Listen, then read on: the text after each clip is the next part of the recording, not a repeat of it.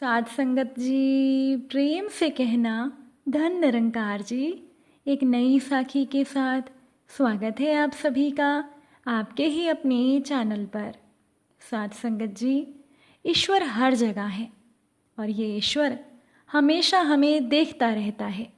इसीलिए हमें अपने जीवन में हमेशा अच्छे कार्य करने चाहिए और बुरे कामों का त्याग करना चाहिए। आज की साखी का विषय यही है, तो चलिए सुनते हैं आज की ये साखी।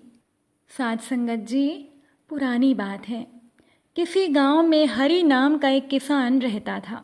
हरि का एक पुत्र था जिसका नाम था कृष्ण। हरि हर शाम अपने पुत्र को सोने से पहले एक कहानी सुनाता था। कृष्ण उन कहानियों से बहुत सी ज्ञान की बातें सीखता था। अब एक दिन हरि ने अपने बेटे कृष्ण को बताया कि ईश्वर हर जगह है, वह हर कहीं निवास करता है। अब छोटे से बच्चे कृष्ण को बात समझ नहीं आई। उसने अपने चारों ओर देखा और अपने पिता से पूछा, पिताजी, आप कह रहे हैं कि ईश्वर हर जगह है, तो फिर ईश्वर मुझे दिखाई क्यों नहीं दे रहे? तब हरि ने बेटे को समझाया कि हम ईश्वर को अपनी आंखों से नहीं देख सकते, पर ईश्वर हर जगह है और वह हमें हर समय देखता है। ईश्वर हर जगह विराजमान है और ईश्वर हमारे अच्छे और बुरे कार्यों को देखते रहते हैं। भगवान से कुछ भी छुपा नहीं है। साध संगत जी, कृष्ण ने अपने पिता की इस बात को याद कर लिया। कुछ दिनों के बाद गांव में भयंकर अकाल पड़ा। हरि की सारी फसल नष्ट हो गई। उसका पूरा खेत उजड़ गया। हरि के पास खाने को कुछ भी नहीं था। हरि ने फैसला किया कि वो रात को दूसरे गांव के खेतों में जाएगा और वहां से चोरी करके अनाज लेकर आएगा और उसी से अपने परिवार को भोजन खिलाएगा। रात हुई। हरि अपने पुत्र कृष्ण को लेकर दूसरे गांव की ओर चल पड़ा। चारों तरफ अंधेरा था और ज़्यादा दूर तक कुछ भी नजर नहीं आ रहा था। फिर भी हरि को लग रहा था कि कोई उन्हें देख ना ले। हरि ने अपने बेटे कृष्ण को एक खेत के बाहर खड़ा कर दिया। बेटे से कहा कि मैं अकेला अनाज काट कर लाता हूँ, तब तक तुम यहाँ निगरानी रखना। तुम चारों तरफ देखते रहना। अगर कोई तुम्हें दिखे या ऐसा लगे कि कोई व्यक्ति इधर आ रहा है तो तुम मुझे बता देना। अब कृष्ण अपने पिता की बात मानकर वहाँ खड़ा हो गया और हरि खेत में चला गया। साध संगत जी, जैसे ही हरि खेत में फसल को काटने लगा तो हरि का बेटा कृष्ण चिल्लाया, पिताजी रुकिए। हरि ने डरते हुए कहा, क्या हुआ? क्या कोई आ रहा है? क्या किसी को खबर हो गई? क्या कोई हमें देख रहा है? कृष्ण ने कहा, हाँ पिताजी, हमें कोई देख रहा है। हरि ने अपने औजार को वहीं छुपा दिया और खेत से बाहर आ गया। हरि ने अपनी निगाहें चारों तरफ दौड़ाई। जब चारों तरफ कोई नजर नहीं आया और किसी की कोई आवाज भी सुनाई नहीं दी तो हरि ने बेटे कृष्ण को कहा, हमें कौन देख रहा है? यहाँ तो कोई भी नहीं है, फिर तुमने मुझे रोका क्यों? कृष्ण ने कहा, पिताजी शांत हो जाइए, मैं आपको सब बताता हूँ। आपने ही मुझे एक शाम एक कहानी सुनाई थी। मुझे बताया था कि ईश्वर हर जगह है। आपने ही तो कहा था कि भले ही हम ईश्वर को ना देख पाएं, लेकिन वह हमें हर समय देखता रहता है। वो हमारे अच्छे कार्यों को देखने के साथ साथ हमारे बुरे कार्यों को भी देखता रहता है। इसीलिए जब आप किसी दूसरे के खेत से अनाज काटकर चोरी कर रहे हैं, तब भी ईश्वर हमें देख रहा होगा। इसीलिए पिताजी, मैंने आपको रोक दिया। हरि अपने बेटे की बात सुनकर लज्जित हो गया। उसने अपने पुत्र से वादा किया कि अब कभी भी वो जिंदगी में गलत काम नहीं करेगा, हमेशा अच्छे काम करेगा। चोरी का विचार त्याग कर हरि और उसका बेटा कृष्ण घर को लौट आए। साध संगत जी, ईश्वर तो हर एक जगह मौजूद है। हर समय हम ईश्वर की नज़र में हैं। इसीलिए हमें अपने जीवन में हमेशा अच्छे कर्म ही करने चाहिए और बुरे कर्मों का त्याग करना चाहिए। अगर हम सभी ईश्वर को हर जगह हाजिर नाजिर समझें तो हम कितनी ही बुराइयों से बच सकते हैं।